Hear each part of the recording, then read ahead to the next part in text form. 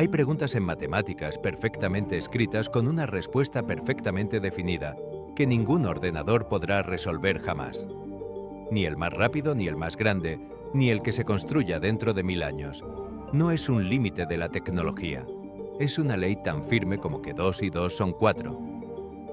A principios del siglo XX, el matemático alemán David Hilbert soñaba con una matemática perfecta, un sistema de reglas tan sólido que cualquier afirmación, sin excepción, pudiera demostrarse verdadera o falsa, siguiendo esas reglas paso a paso, como una receta. Nada de intuición, nada de genialidad, solo mecanismo puro.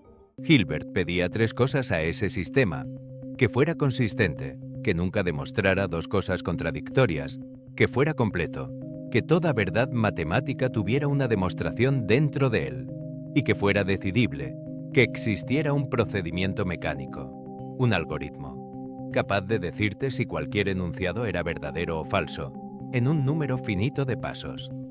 A ese problema lo llamó el Entscheidungsproblem, el problema de la decisión. Imagina esa idea como una gran máquina. Le metes cualquier afirmación matemática, giras la manivela y la máquina, sin fallar nunca, te dice si es verdadera o falsa. Para Hilbert y para casi toda su generación, esa máquina no solo era deseable, parecía inevitable. Era solo cuestión de encontrar las reglas correctas. Hilbert estaba seguro. La comunidad matemática entera lo estaba. Pero en 1931, un lógico austríaco de 25 años iba a demostrar que ese sueño era, matemáticamente, imposible. Empecemos con una paradoja vieja, la paradoja del mentiroso. Piensa en la frase: esta frase es falsa. Si es verdadera, entonces lo que dice es cierto, así que es falsa. Pero si es falsa, entonces lo que dice no es cierto, así que es verdadera. Da vueltas para siempre, es una frase que se muerde la cola. Kurt Gödel tuvo una idea genial: usar ese mismo truco de autorreferencia, una frase que habla de sí misma, pero cambiando una palabra. En vez de esta frase es falsa, construyó una frase que dice: esta frase no se puede demostrar. Ese pequeño cambio lo cambia todo. Para lograrlo, Gödel convirtió el lenguaje de las matemáticas en números. A cada símbolo le asignó un código. Y para codificar una fórmula entera usó los primos. Eleva 2 al código del primer símbolo, 3 al del segundo, 5 al del tercero y multiplica. Sale un número gigantesco pero único. Como la descomposición en primos es única, de ese número se recupera la fórmula exacta. Y aquí está lo importante: si las fórmulas son números, hablar de fórmulas es hablar de números. Una demostración es una lista de fórmulas encadenadas, así que también tiene su número. Y existe una fórmula de la aritmética que dice: el número x codifica una demostración de la fórmula y. La aritmética ya habla de sus propias demostraciones. Así construyó una sentencia, llamémosla G, que dice: en el lenguaje preciso de la aritmética, G no tiene demostración en este sistema. Y aquí viene la grieta. Si el sistema lograra demostrar G, estaría demostrando algo falso, porque G afirma justo lo contrario, que no hay demostración. Un sistema consistente no puede hacer eso, así que G no se puede demostrar. Pero fíjate, eso es exactamente lo que G afirma, así que G es verdadera. Ahí está la grieta. G es una verdad matemática, real, innegable, y al mismo tiempo una verdad que el sistema jamás podrá demostrar desde dentro. Y esto no pasa con una sentencia rebuscada. Gödel demostró que cualquier sistema lo bastante potente para describir la aritmética que aprendiste en la escuela sin excepción tiene sentencias así. El sueño de la completitud de Hilbert acababa de morir. Y fíjate en lo que acaba de pasar, porque es lo más fino de todo. Demostrable y verdadero dejaron de ser la misma cosa. Dentro del sistema G no se demuestra, pero desde fuera, mirando lo que G dice, vemos que es verdadera. La verdad es más ancha que lo que un sistema de reglas puede atrapar. ¿Y si añadimos G como un axioma nuevo y ya está? Parece la salida obvia. Pero el sistema ampliado sigue siendo un sistema de reglas, así que Gödel repite la construcción y fabrica una sentencia nueva, G', que tampoco se puede demostrar. Tapas el agujero y aparece otro. Y hay más. Gödel también demostró que ningún sistema así puede probar, desde dentro de sí mismo, que él mismo no tiene contradicciones. Ni siquiera puede garantizar su propia consistencia. La matemática, para conocerse a sí misma del todo, siempre necesita salir de sí misma. Una de las 3 preguntas de Hilbert, la completitud, ya estaba respondida. No, pero quedaba la otra, la más práctica. Aunque no todo se pueda demostrar, ¿existiría al menos un algoritmo capaz de distinguir lo demostrable de lo que no? La respuesta llegaría 5 años después y no de un matemático, sino de alguien pensando en máquinas de verdad. En 1936, un joven matemático inglés llamado Alan Turing necesitaba responder la pregunta que quedaba pendiente: el problema de la decisión de Hilbert. Pero antes tuvo que resolver algo más básico, que nadie había definido con precisión. ¿Qué es exactamente un algoritmo? Y para eso imaginó una máquina increíblemente simple. Una cinta infinita dividida en casillas, un cabezal que lee y escribe símbolos casilla a casilla, y una tabla de reglas diminuta que dice qué hacer según lo que lee y en qué estado se encuentra. Nada más. Y sin embargo, esa máquina de juguete puede ejecutar cualquier algoritmo que exista. Esa fue la genialidad de Turing. Convirtió la idea vaga de procedimiento mecánico en algo tan concreto que se puede analizar matemáticamente. Un problema es computable si existe una máquina de Turing, es decir, un programa, que lo resuelve en un número finito de pasos, siempre. Con esta definición en la mano, Turing pudo por fin atacar la gran pregunta de Hilbert. Y Turing dio un segundo paso, todavía más grande. Como la tabla de reglas de una máquina se puede escribir con símbolos, la descripción de una máquina entera cabe en la cinta de otra. Así diseñó la máquina universal. Una sola máquina capaz de leer la descripción de cualquier otra y comportarse exactamente igual que ella. Eso es literalmente un ordenador, el hardware fijo y el programa como datos en la memoria. Turing planteó una versión muy concreta del problema de la decisión, hoy conocida como el problema de la parada. Dado un programa cualquiera y una entrada cualquiera, existe un algoritmo capaz de decirte, siempre y en tiempo finito, si ese programa terminará o se quedará corriendo para siempre. Parece razonable que sí exista. Turing demostró que no. Y ojo, porque no vale con ejecutarlo y esperar a ver qué pasa. Si el programa termina, perfecto. Ya lo sabes. Pero si lleva un año corriendo, ¿qué concluyes?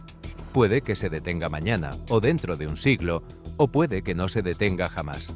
Ejecutar el programa solo te da la respuesta cuando esa respuesta resulta ser que sí para.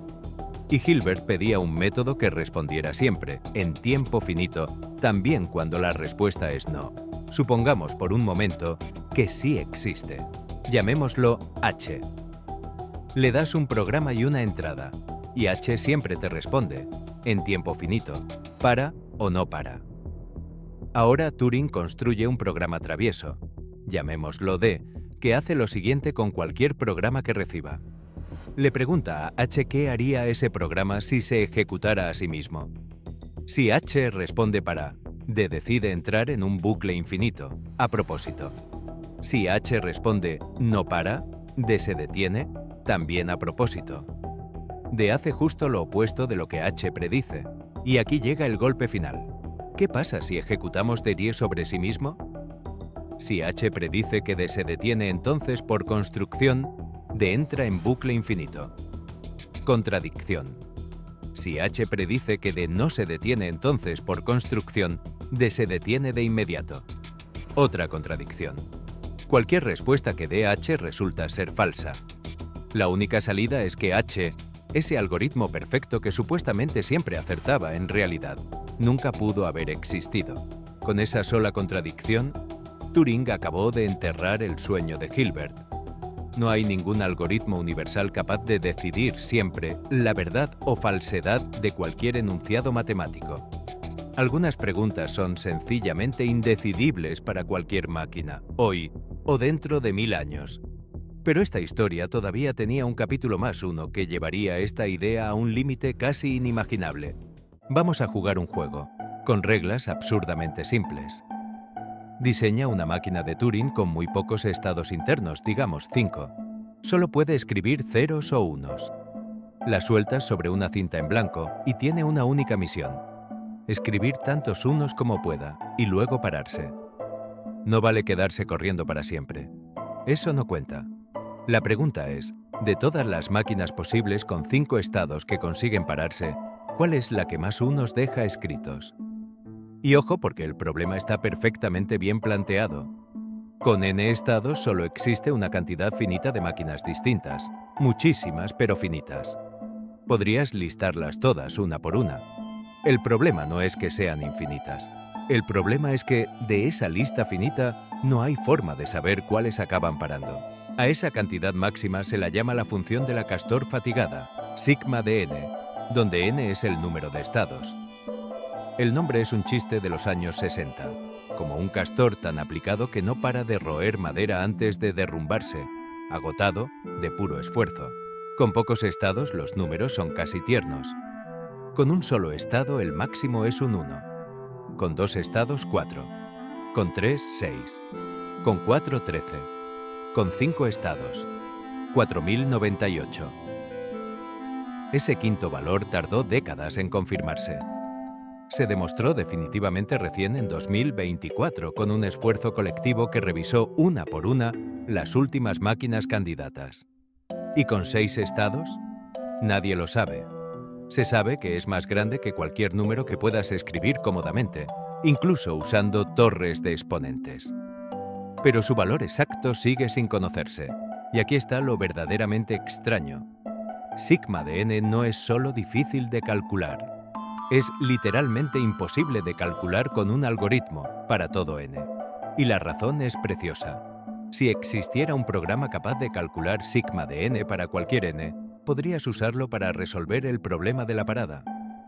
Bastaría con echar a correr cualquier máquina de n estados durante sigma de n pasos. Si no se ha detenido para entonces, la teoría garantiza que ya nunca se detendrá.